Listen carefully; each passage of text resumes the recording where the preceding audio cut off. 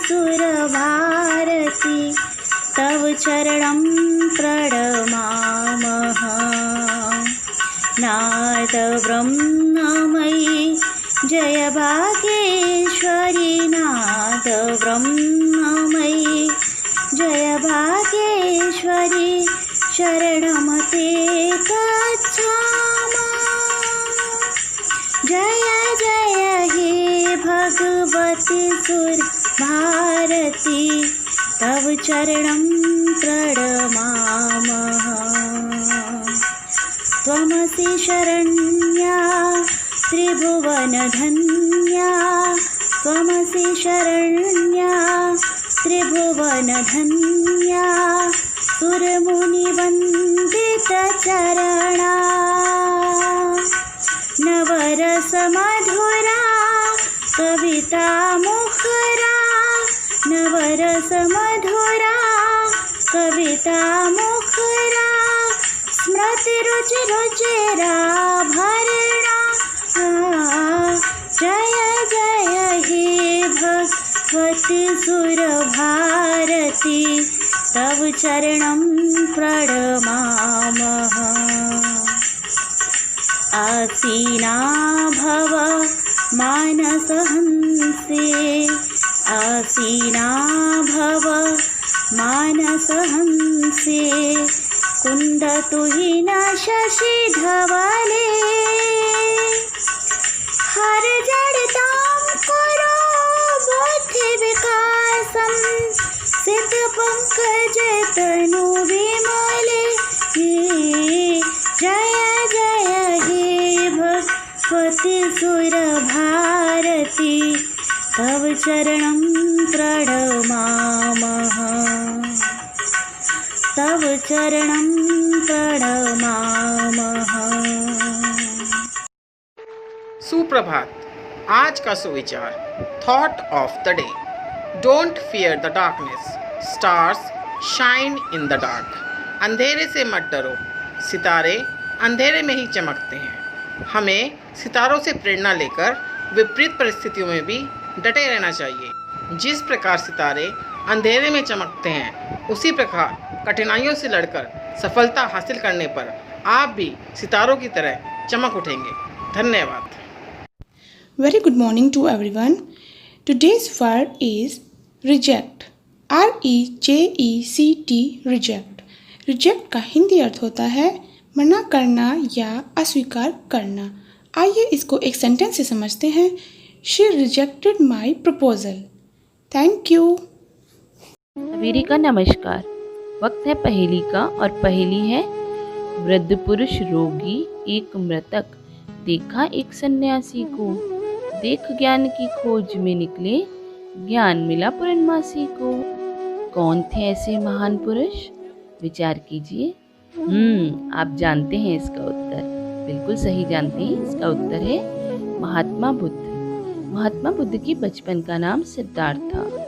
वृद्ध पुरुष रोगी और मृतक और फिर एक सन्यासी को देख करके उनका मन इतना विचलित हो गया कि राजपाट त्याग कर वो वन को चले गए। वर्षों की कठोर साधना के बाद बोध गया में बोधि वृक्ष के नीचे पूर्णमासी के दिन उन्हें ज्ञान की प्राप्ति हुई और वो सिद्धार्थ से गौतम बुद्ध कहलाए जाने लगे। धन्यवाद। Good morning. आज के इतिहास में हम सबसे पहले जानेंगे मनमोहन सिंह के बारे में। देश के 13वें प्रधानमंत्री मनमोहन सिंह का जन्म आज ही के दिन 1932 में अविभाजित भारत के पंजाब प्रांत के एक गांव में हुआ था। लोकसभा चुनाव 2009 में मिली जीत के बाद वे जवाहरलाल नेहरू के बाद भारत के पहले ऐसे प्रधानमंत्री बने जिनको 5 वर्षों का कार्यकाल पूरा करने के बाद लगातार दूसरी बार प्रधानमंत्री बनने का अवसर मिला। आज के इतिहास में अब दूसरे देखेंगे ईश्वरचंद विद्यासागर के बारे में। प्रसिद्ध भारतीय समाज सुधारक, शिक्षाविद, दार्शनिक, लेखक और स्वतंत्रता सेनानी ईश्वरचंद विद्यासागर का जन्म आज ही के दिन 26 सितंबर 1820 को हुआ था। उनके बचपन का नाम ईश्वरचंद्र वंदोपाध्याय था। वे बंगाल के पुनर्जागरण के स्तंभों में से एक थे। धन्यवाद। नमस्कार प्यारे बच्चों, आज है 26 सितंबर और हर दिन कुछ न कुछ विशेष होता है। तो आज का विशेष क्या है? आज से यानी 26 सितंबर से लेकर और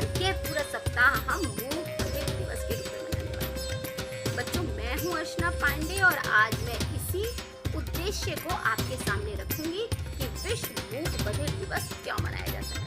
बच्चों, हर साल 26 सितंबर से लेकर एक सप्ताह पूरा हम मूक बधिर दिवस के रूप में मनाते हैं। ये सबसे पहले 1958 में शुरू हुआ और बच्चों इसका उद्देश्य था कि सामाजिक, आर्थिक एवं राजनीतिक अधिकारों के प्रति लोगों को जागरूक करना, साथ ही साथ समाज और देश में उनकी उपयोगिताओं के बारे में पता करना। इसमें बहुत सारे कार्यक्रम एवं योजनाएं केंद्र द्वारा चलाई गई।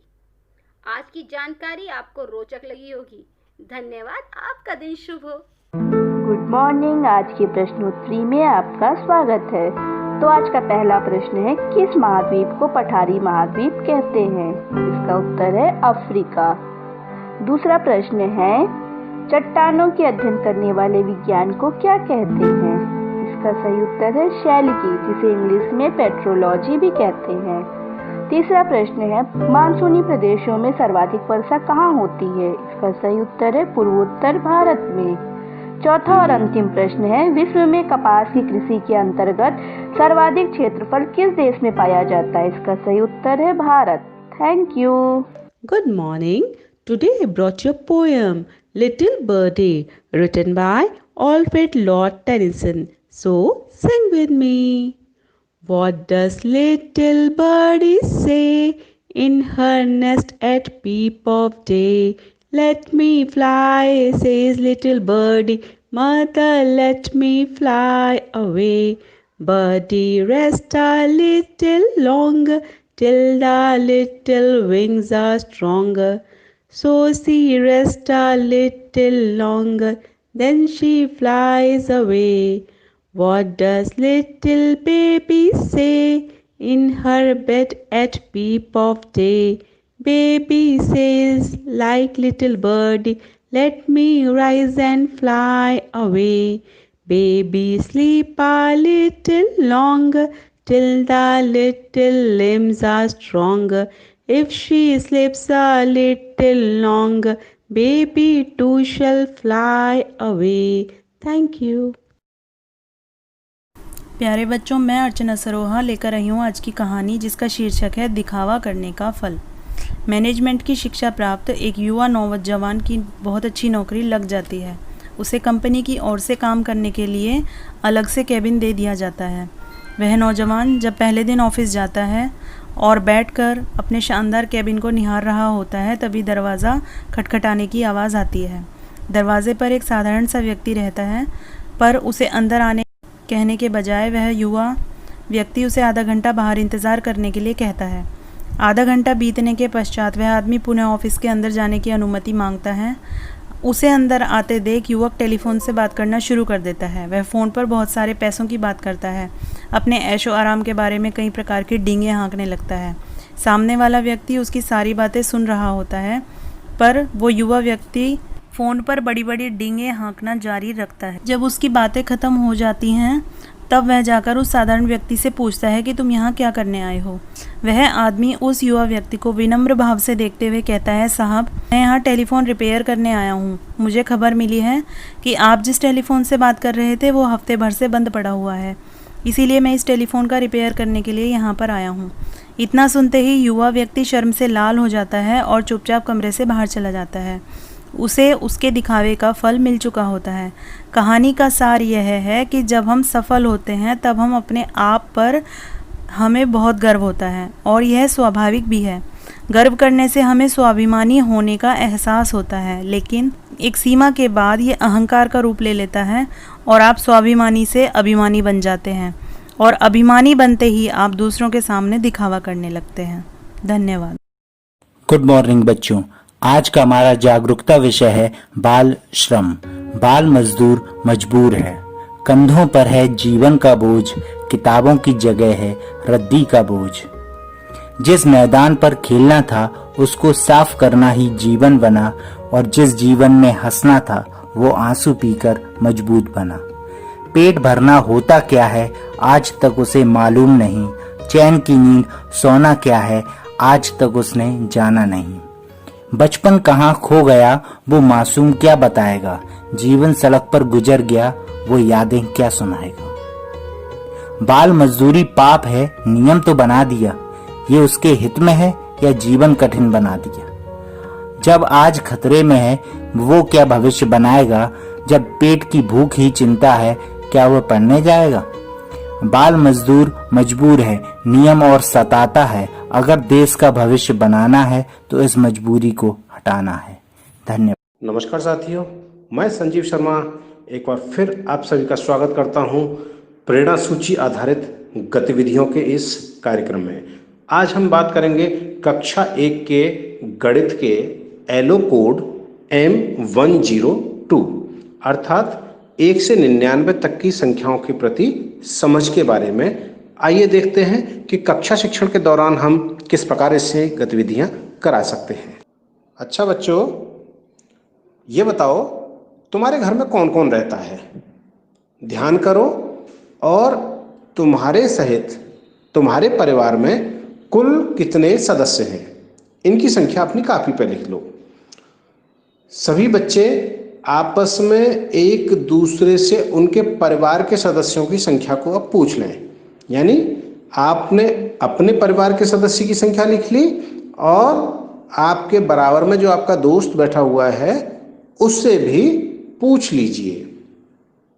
तो बताओ किसका परिवार बड़ा है और किसका छोटा, अर्थात किसके परिवार में सदस्यों की संख्या ज़्यादा है और किसके में कम।